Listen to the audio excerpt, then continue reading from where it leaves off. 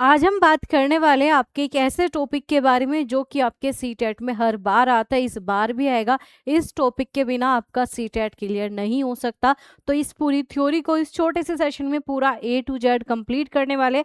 तो चलिए स्टार्ट करते हैं। अगर कोई नया हो तो चैनल को सब्सक्राइब जरूर कर लेना, क्योंकि फ्री में आपको मिल रहा है सीटेट को क्लियर करने का रामबाण तरीका। आपकी ऐसी ऐसी थ्योरी जो समझ में नहीं आती वो बहुत ही कम समय में हम यहाँ पर कवर कर रहे हैं। पूरा का पूरा बैच आपके लिए फ्री है, तो जाकर चेक कर लीजिए। तो अगर हम बात करेंगे वाइगोस की, वाइगोस की एक ऐसा नाम जो कि सीटेट में आपको बार बार दिखेगा ही दिखेगा।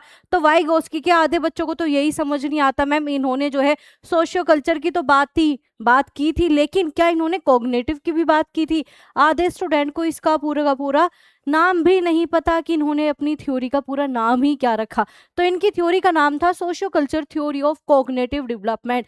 जिस प्रकार से आपके पियाजे कॉग्निटिव के साथ जुड़े हुए थे, उसी प्रकार से आपके वाइगोस्की साहब भी किससे जुड़े हुए थे मैम? संज्ञान से जुड़े हुए थे। संज्ञान से ये जरूर जुड़े थे, बट इसके साथ इनके दो अपने अलग फैक्टर आ गए थे, जिसे हम सोशियो प्लस आपका कल्चर। इन्होंने कहा समाज भी चाहिए, हमें संस्कृति भी चाहिए। इसी कारण इनके सिद्धांत का नाम बन गया आपका संज्ञानात्मक विकास का सामाजिक सांस्कृतिक सिद्धांत, जो कि हर बार आपके एग्जाम में आता है।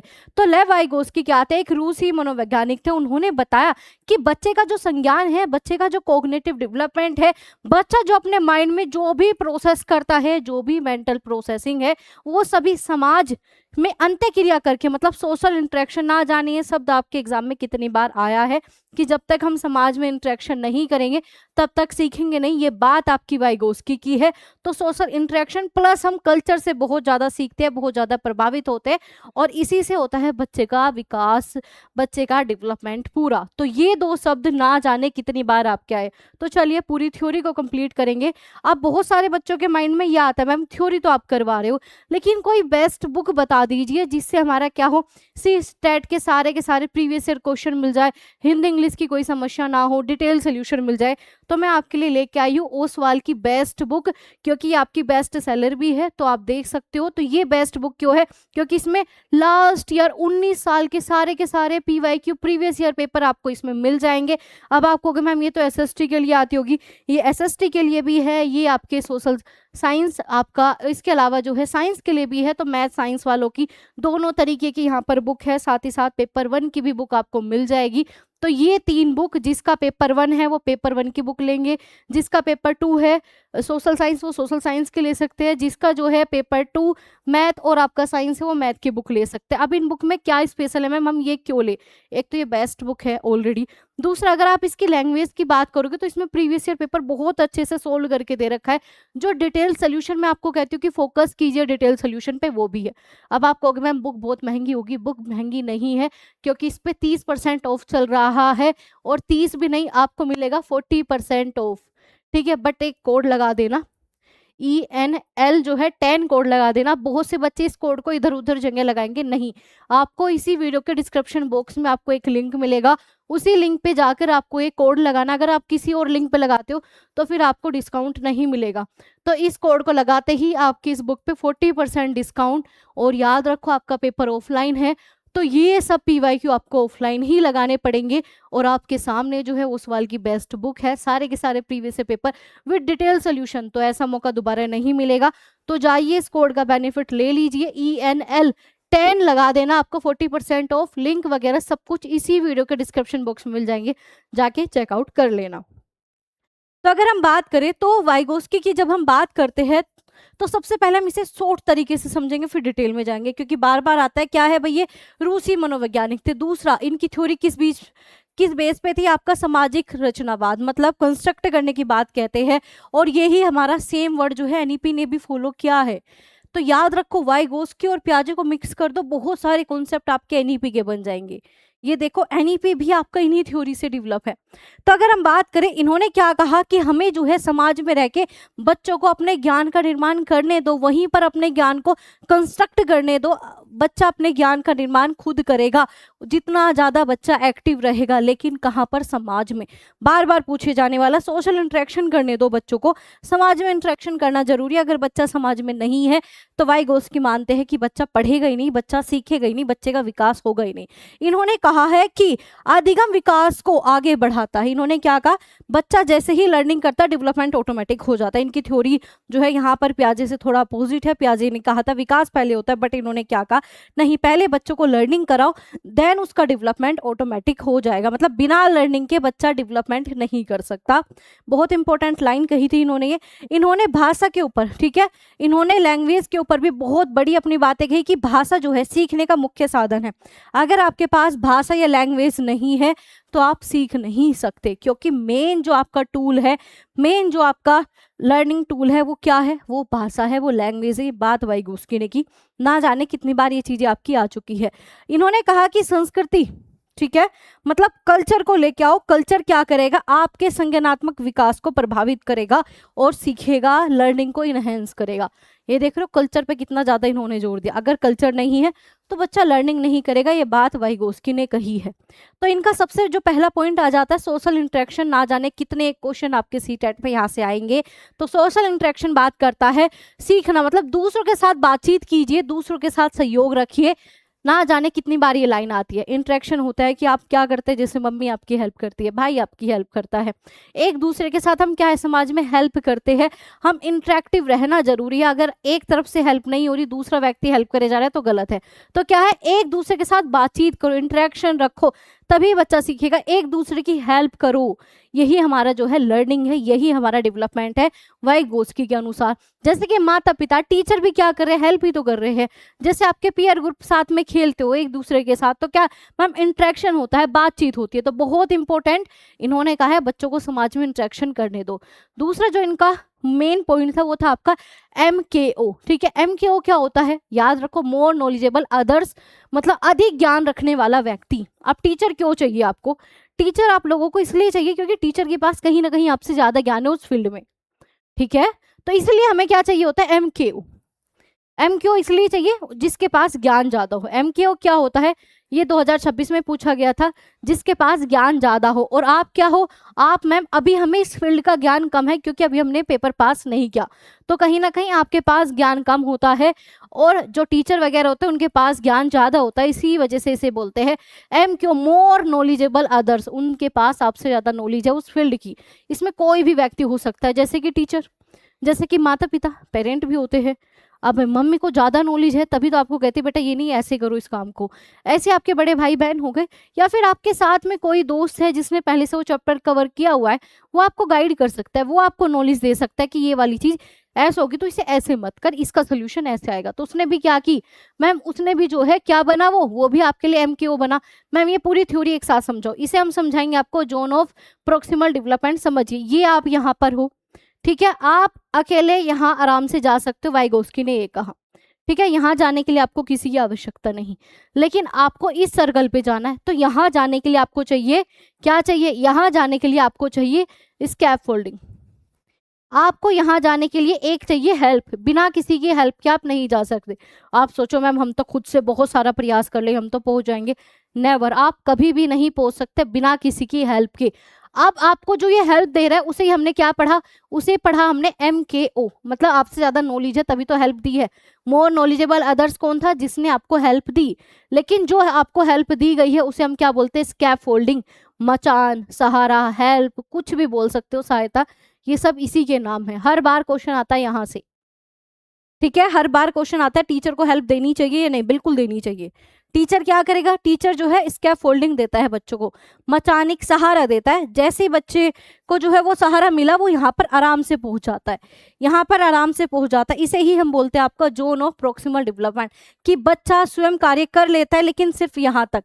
लेकिन जैसे उसे हेल्प मिलती है, सहायता मिलती है, वो यहाँ पर आ जाता है।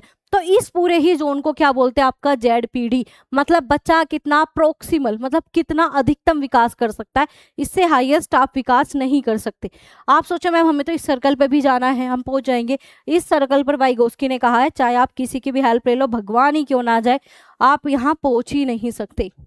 एक लिमिट होती है हमारे डेवलपमेंट की, तो वही लिमिट जो है वाइगोस्की ने यहाँ पर सेट किया कि ये जो आपको हेल्प मिलेगी यहाँ तक आ जाओगे, बट यहाँ तक नहीं जा सकते चाहे कोई भी हेल्प दे। तो एक बार मैं दोबारा से रिवाइज कराती हूँ, जब आप खुद से काम कर ले तो ठीक है, लेकिन जब आपको क्या चाहिए, जब आपको हेल्प चाहिए तो उसे हम क्या बोल देते हैं, उसे हम बोल देते हैं आपका स्कैफोल्डिंग। जो सहारा मिला मतलब शिक्षक या वयस्क द्वारा जो आपसे ज्यादा ज्ञान रखता है वही आपको क्या देगा, सहारा देगा। और ये अस्थायी होता है। मैम अस्थायी क्यों, परमानेंट क्यों नहीं होता? परमानेंट इसलिए नहीं होता, जैसे आपने चीजें सीख ली तो आपसे वो मदद छीन ली जाती है, हटा दी जाती है, क्योंकि आपने सीख ली। अब मान लीजिए आप खाना बनाना ही सीख रहे थे, तो मम्मी तभी तक ही तो हेल्प करेगी जब तक आप खाना नहीं बना लेते। अब आपको खाना बनाना आ गया, अब थोड़ी मम्मी हेल्प करते, नहीं, मम्मी ने वो मदद जो है हटा ली, क्योंकि अस्थायी हेल्प होती है, क्योंकि आप सीख गए हो। तो ये जो हेल्प मिली इसे ही हम बोलते हैं क्या, मचान, सहारा, स्कैफोल्डिंग।